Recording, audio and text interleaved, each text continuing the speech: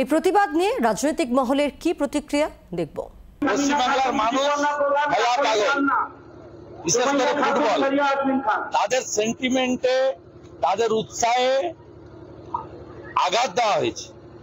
আবার প্রতিবাদ যারা করতে গেছেন, আমি দেখছিলাম ছবিতে, তাদেরকে লাঠি দিয়ে পেটানো হচ্ছে।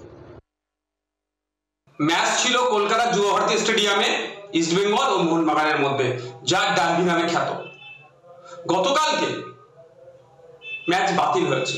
সূত্র মারফত জানতে পেরেছিলাম গ্যালারিতে দুই দলের সমর্থকেরা জাস্টিস ফর আরজি কর টেপোতে ভরিয়ে তুলবে, এটাই হয়তো ভয় পেয়ে বাতিল করা হয়েছে।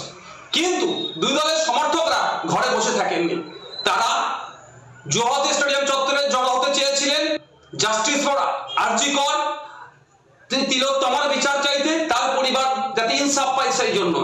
তার সাথে পা মিলিয়েছিলেন ইস্টবেঙ্গল, মোহনবাগানের সাথে মহামারান স্পোর্টিং ক্লাব। তার এই তিন দলের কর্মী সমর্থকরা যখন জড়ো হয়, পুলিশ নির্বিচারে তাদের উপরে আক্রমণ করে। নারীরাও বাদ যায়নি, টেনে হিঁচড়ে প্রিজন ভ্যানে তাদেরকে তোলা হয়।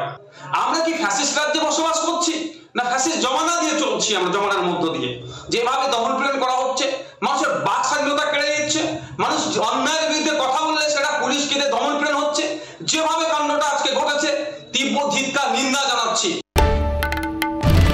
বাংলার আওয়াজ, বাঙালির আবেগ, জি 24 ঘন্টা।